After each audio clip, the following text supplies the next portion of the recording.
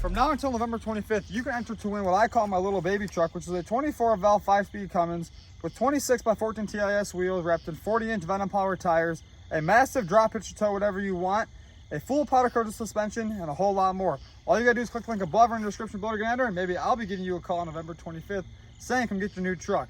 And I think actually 5 times entries are live starting about right now when this video is uploaded. So enjoy the rest of the video.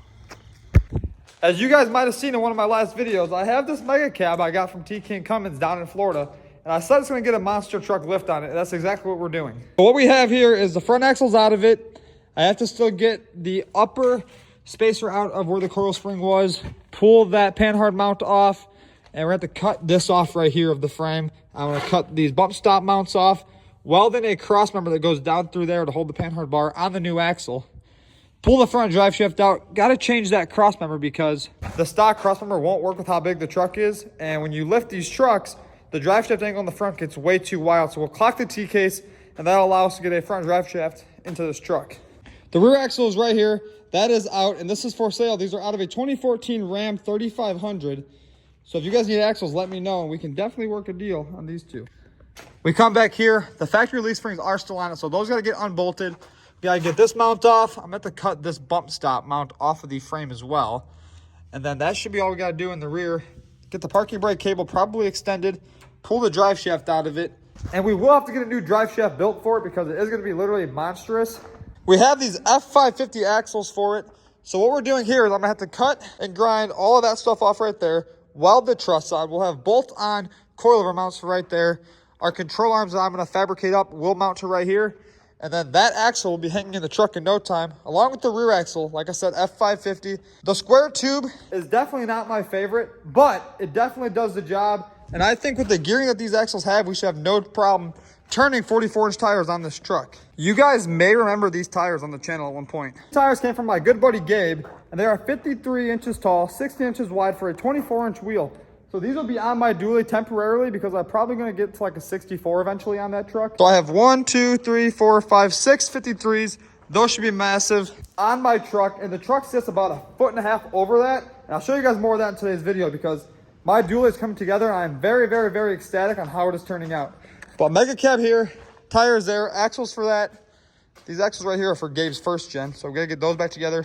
Got to find the knuckle fork. I lost the knuckle. But other than that, that's going to conclude what we got to do with this mega cab. And that, let's talk about that new 5th gen. You guys may ask yourself, why does he need a 5th gen? Well, that's a good question. Why do I need a 5th gen when I already have a mega cab Cummins dually that tows whatever you want? But this isn't just no regular 5th gen. And I think you guys should know because you guys may be thinking from the beginning of the video that it has a monstrous 6.7 in here. But the joke's on you. It doesn't have a 6.7. It has a 6.4. And no, it's not a power stroke. I bought a gasser a while back, which was a very good investment because in the wintertime, these things start right up. The heat works. And when you have a diesel, you just don't have the best luck when it comes to starting your vehicle in the wintertime unless you follow the right precautions and get like diesel treatment, anti-gel, and all those things. This winter, we should have no problem with this 5th gen. It is a crew cab short bed. Come in here. It has poverty leather. 2 Milwaukee batteries came with it. And coil spring suspension in the rear. So it is factory 4-length. I just got it for a beater for the winter because I want to get in something, be able to drive wherever I want to go with it without dealing with diesel problems, it not starting, and the heat not working. Because right now it's about 25 degrees it feels like, and Indiana is miserable. Let's take this thing for a drive and see how it goes. the first thing you should do is definitely run it through the car wash and let the car wash scratch the whole thing up. So we're gonna do exactly that.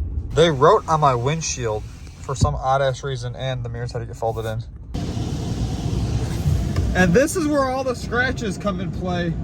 So we're gonna see how this turns out on a white vehicle. I hope it's not too terrible. Oh my Lord. Made it through, and now my back seat is completely soaked in water and soap, but maybe if we open the window, it'll dry it out. What do you guys think?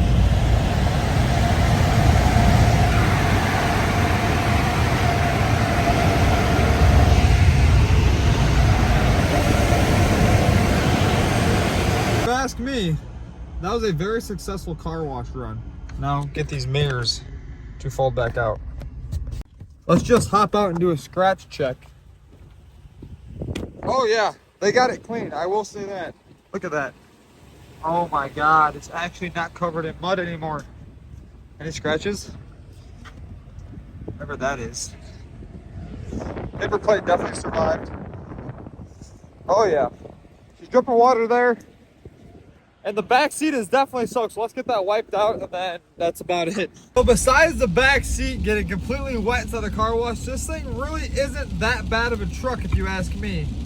And getting the car plate to disconnect is probably one of the hardest things ever. If you had to say one bad thing about this truck, that would be the one bad thing. But for the price that these cheap pieces of shits are, I mean, you really can't pass it up, because you have a brand new 2024 5th gen. It is a gasser, but for how cheap this truck is, you ought to just go buy one if you have a daily driver just to drive around and not to worry about it. And gas prices right now are way cheaper than diesel prices, and that's why I think I like it so much. Okay, let's hop out of this thing before the video ends. Let's talk about what it is. So, it is a poverty model, because you shouldn't buy a fully loaded truck for a winter beater. So it still has the regular poverty headlights. It has all chrome front end pieces, which they might get color matched. And color match the mirrors, color match those. Probably pull those off, put amp research steps on it.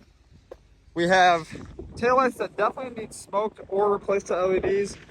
Get this back bumper color match, because the 5th gen bumpers color match in the rear take the whole look of this truck to a whole nother level, and that's what we want. Come down here. It has the same suspension as the Cummins would. I don't know what that tuna can is. I've never seen that. Why do they put these things on vehicles? Oh my Lord. Anyways, that's gonna end today's video. 5 times entries are live for the giveaway on the little baby truck. So click the link down in the description or above this right here to enter now. And we got some merch that just dropped for that truck that I will be announcing in the next video.